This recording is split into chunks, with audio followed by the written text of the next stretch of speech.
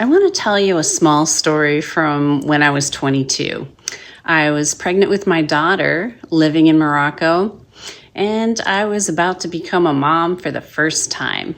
And suddenly, I was surrounded by advice. American advice about how to care for a baby, medical advice from a Moroccan pediatrician whose training was heavily influenced by France, traditional Berber practices from my sisters-in-law and older Moroccan mothers who had raised children long before I arrived. And then just family wisdom, generational lived experience wisdom. Everyone cared, everyone was sincere, everyone was trying to help me do this well. But at 22, it didn't feel rich, it didn't feel layered, it didn't feel like a gift. It felt overwhelming. It felt contradictory. It felt like someone had to be wrong. I didn't see strength. I didn't see additional options. I saw tension. And if I'm honest, I felt pulled in different directions. Now, decades later, I can see something I couldn't see then. Those weren't opposing forces. They weren't competing moral systems. They were different perspectives shaped by culture, history, experience, and by what each group believed protected families best. Each one was trying to guard something good, and because I was exposed to all of them, I had more tools, more ways to think, more ways to respond when parenting got hard. We don't often get that. Many of us grow up inside just one framework. My world at that moment was layered with many. Lately, I've been feeling that same kind of tension again. Not about babies, but about something much bigger, about how we love our neighbor here in the United States, and more specifically, about how we believe neighbors are best protected, because I keep hearing deep compassion on all sides and very different convictions about what structure actually prevents harm. And it feels familiar, that same pull, that same sense that someone must be wrong. As I look at conversations happening around me now, especially among people of faith, but not only people of faith, I notice something similar. I see people who genuinely believe that human beings matter. I see people who care deeply about the vulnerable.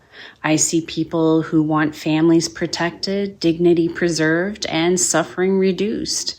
And yet we land in very different places about how to build a society around that belief. Some believe care works best when it's local, voluntary, relational, rooted in families, churches, neighborhoods, and personal responsibility. They worry that when care becomes too centralized or bureaucratic, it can weaken community bonds, reduce accountability, or create dependency that ultimately harms the very people it meant to help. Others believe care works best when it's structured and guaranteed, embedded into the system so protection doesn't depend on geography, generosity, or who happens to know you. They worry that when care is left mostly to voluntary networks, people fall through the cracks, and that dignity should not depend on proximity or luck. Both approaches are trying to prevent harm. Both are trying to protect something they believe is fragile. And I find myself in tension sometimes because I can see the moral logic in both, and I can see the risks in both. I do have convictions about this. I believe government has a legitimate role in guaranteeing certain protections because I worry about the person who doesn't have immediate support when life falls apart, or the town without enough resources, or the child whose parents simply can't provide what's needed. I worry about who gets missed when help depends mostly on who you know, or who lives nearby, or whether your community has enough to give. That's where I land right now. I'm not neutral about it. But I also understand why some people are cautious about expanding government power. They worry about systems becoming cold or inefficient. They worry about people losing the habit of helping each other directly. They worry about taxes rising without clear results. They worry that large systems can make mistakes that are hard to fix. Some of those concerns are real, and I don't dismiss them. That tension doesn't automatically mean someone lacks compassion. It doesn't automatically mean someone is heartless or naive or reckless. It might mean we're prioritizing different risks. Are we more concerned about government overreach or about vulnerable people falling through the cracks? Are we more worried about dependency or about abandonment? We may be trying to solve the same moral problem, but we disagree about which risk is most dangerous. And I'm genuinely curious how others believe those risks can be mitigated without abandoning structural protection altogether. Because honestly, who agrees 100% with every idea on anyone's side? I never see perfection. There's always room for refinement. There's always room for re-examination. And there should be. What strikes me most, though, isn't the disagreement, it's the agreement underneath it. Across faith traditions and even outside of religion, there's a remarkably consistent theme. Human beings have inherent worth. Care for the vulnerable matters. Ignoring suffering is not neutral. In Christianity, we hear love your neighbor. In Islam, there is zakat, a structured responsibility to give. In Judaism, tzedakah, justice expressed through generosity. In Sikh tradition, seva, selfless service. And even in secular humanism, the language may change, but the principle remains. Human dignity is not optional. That feels like an extraordinary starting point. We are not arguing about whether people matter. We are arguing about how best to protect what we already agree matters. That doesn't feel like moral collapse to me.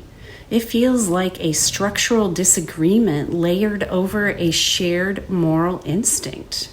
And this is where it gets uncomfortable for me. It's uncomfortable to acknowledge that someone may care deeply about the vulnerable, may sincerely want children protected, families stable, dignity preserved, and yet believe so differently than I do about how to achieve that they see expanding government protection as a long-term harm rather than a safeguard, that they believe strengthening local responsibility protects dignity better than expanding federal guarantees. Hard to admit, right? Me too. Because when I picture the person who might fall through the cracks, when I imagine the child without a safety net, the instinct to protect feels urgent. And when someone resists the structure I believe would help, it's very easy to translate that resistance into something moral, not just you see the risks differently than I do, but you must not care the way I care. That leap is powerful. And if I let that assumption take hold, if I decide disagreement equals indifference, or caution equals cruelty, or skepticism equals lack of compassion, I stop listening. And when I stop listening, I stop learning. I stop refining my own thinking. And I make it nearly impossible for us to solve the very problem we both say we care about. Truth check. What unsettles me isn't disagreement. It's when we collapse morality into one political method, when we begin to speak as if loving our neighbor only looks one way, when we imply that if someone chooses a different structure, they must not really care. That's the shift that worries me, because once we assign moral failure to structural disagreement, we stop seeing each other clearly. And that brings me back to being 22 in Morocco. At the time, I thought all those differing perspectives meant someone had to be wrong. Now, I see something different. They weren't fighting over whether babies mattered. They were shaped by different histories, different risks, different lived experience of what protects families best. And because I lived inside all of it, it changed me. It stretched my understanding of what care can look like. It showed me that sincere love doesn't always take the same form. It didn't weaken my convictions. It sharpened them. I had to ask myself why I believed what I believed. I had to separate my values from my assumptions. I had to get clearer about what I was trying to protect and what risk I was most afraid of. That made me more careful, more aware of trade-offs, less quick to assume that difference meant indifference. Maybe our democratic society is similar, messy, layered, sometimes exhausting, but layered with perspectives that can refine each other if we let them. No one perspective holds the complete answer. No single structure perfectly balances compassion, responsibility, freedom, and protection. And in a country like ours, we actually have the privilege of wrestling with that out loud and in public. We don't have to hide our differences. We don't have to whisper them behind closed doors. We can name them. We can debate them. We can disagree in the open.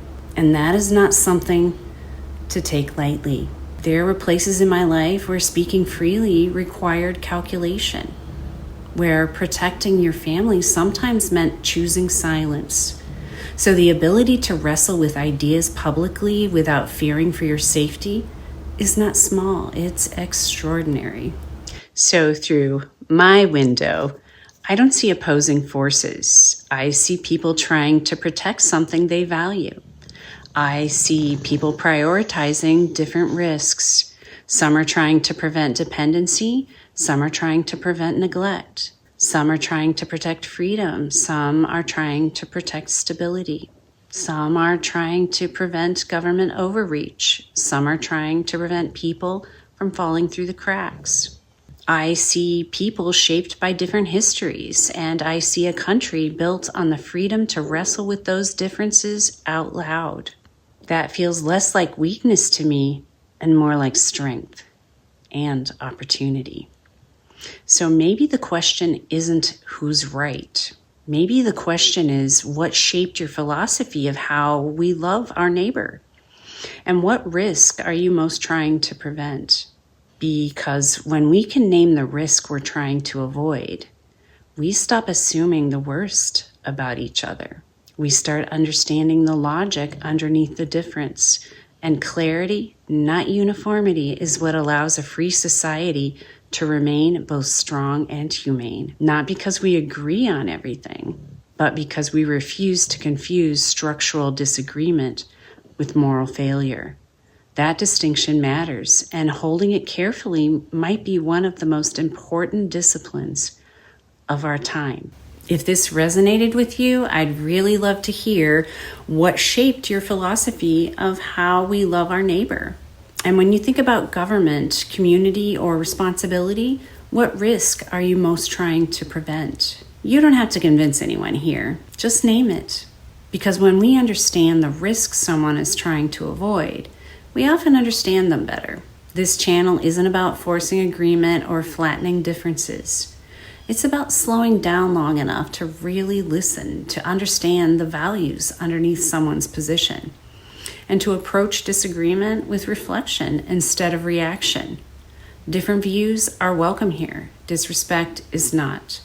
If you disagree, explain why. If you see it differently, share your perspective.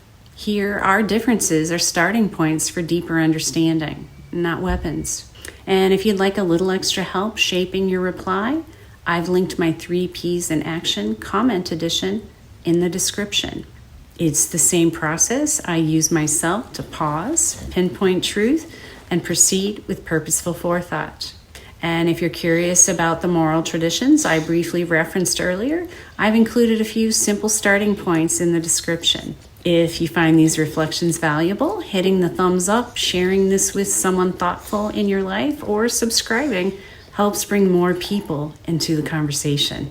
Remember, pause, pinpoint truth, proceed with purposeful forethought. Join the conversation. See you next time.